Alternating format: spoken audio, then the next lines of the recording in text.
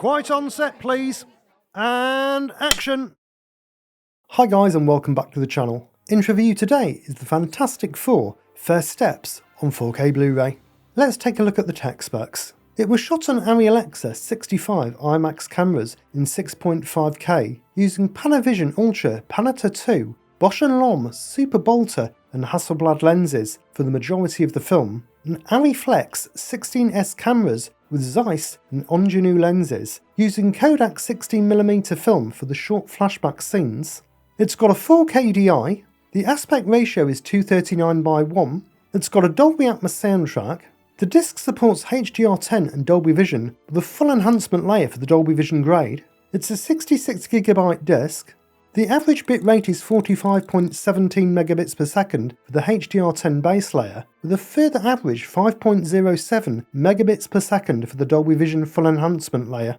The runtime is 115 minutes, and it's rated 12.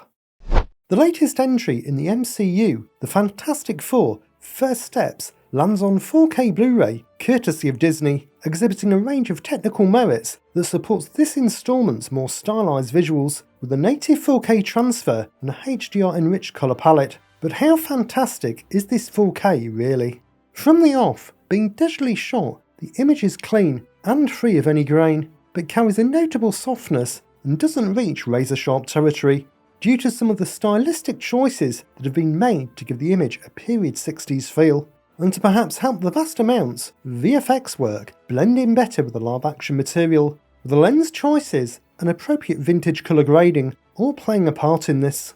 The image's softness does hold detail levels back to a certain extent, meaning you can't always make out the finest of details in close-ups for instance, but this native 4K presentation of the film does still produce some noticeable upticks over the 1080p Blu-ray, with greater tangibility to the costumes worn by the lead cast, like the Fantastic Four outfits, the spacesuits, or the period clothing pieces. Increased depth and intricacy to the retro-futuristic set design, like the interiors of the Baxter Building, or the Excelsior rocket ship, and ample clarity and definition to skin textures and facial hair in the more intimate shots. As a part of the film's dive into the 60s aesthetic, the short flashback scenes have been shot on 16mm film, and thus carry quite a heavy layer of grain, which looks nice and organic and fits perfectly with the film's style, and some of the montage sequences also make use of some filmic style footage with varying degrees of grain.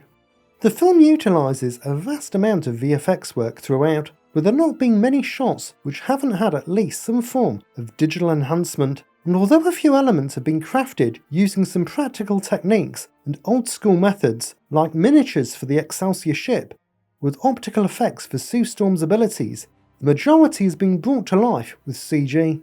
And with such a large amount in the film, some of it blends better than others, such as the surroundings of Earth 828, the large-scale science fiction events, and some of the superpowers like the Fire and Johnny Storm.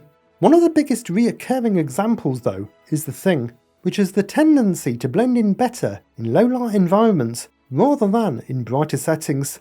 These sort of effects are quite typical of the genre though, and most of the time they don't break the immersion too greatly. The colour palette also pays homage to the 60s style, with some bold primary tones, frequently favouring blue shades for large portions like with costume and set design, whilst also mixing in some warmer hues in interiors and some earthy urban tones for city street exteriors, alongside some fiery oranges from the Human Torch. The HDR gradings, both HDR10 and Dolby Vision options, and the use of the wider colour gamut nicely enhances the palette's 60s vibe, giving more tonal nuance to many of the hues featured throughout. And taking a look at the HDR analysis tool in real time, we can see that the blue lighting and set of the Ted Gilbert show uses the P3 gamut. The dark teal chalkboard and the blue curtains in Mr. Fantastic Science class also uses P3. There's some more deep blue tones when they're up in space from both the interior of the ship and the exterior. Then when the ship is sucked in by a tractor beam, there's a strong red cast over the image which uses P3 quite extensively. And then scenes involving Johnny Storm when he's engulfed in flames also makes a nice use of P3. Highlight brightness mainly averages around 400 nits, but occasionally exceeds that with the brightest elements, and taking a look at the heat maps also in real time, we can see when they first enter space, the sunlight and the specular highlights on the Excelsior and FTL get up to around 450 nits. Then when they travel faster than light, it goes over 550. Galactus' menacing eyes then hover around 350 to 400 nits, and a scene involving Johnny Storm flying in the night sky goes just over 450.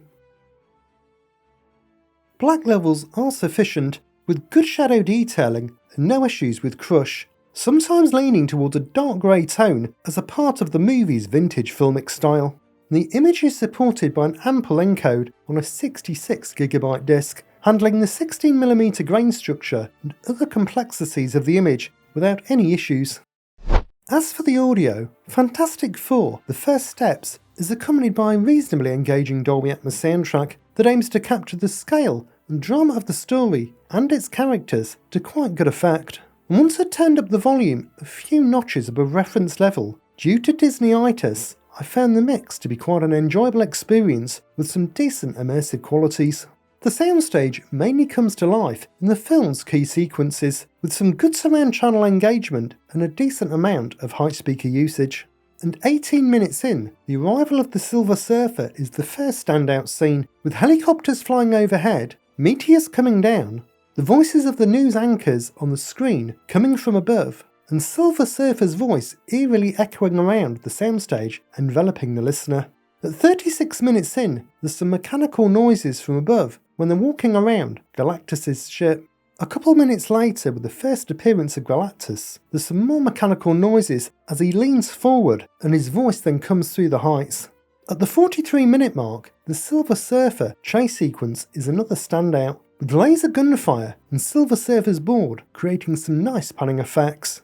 At 1 hour 11 minutes in, voices move all around the soundstage from the screens. Then in the climatic battle, there's water splashing overhead, mechanical noises from Galactus, and buildings being destroyed with debris raining down, followed by some more effects from Sue Storm's abilities a bit later on. The LFE isn't particularly aggressive, but still has some decent rumble to it, mainly when Galactus appears, with his deep voice, heavy footsteps, and the mass destruction that he causes, all making a reasonable impact, giving extra weight to his on-screen appearances. But other elements like the rocket launch or various explosions are kept on the tamer side. Michael Giacchino's musical score accompanies the movie well and takes appropriate advantage of the heights and surrounds to give it a large-scale cinematic presence in the mix, and dialogue is rendered crisp and clear and easy to comprehend once the volume has been adjusted. To summarise, I'll give the picture a 7.5.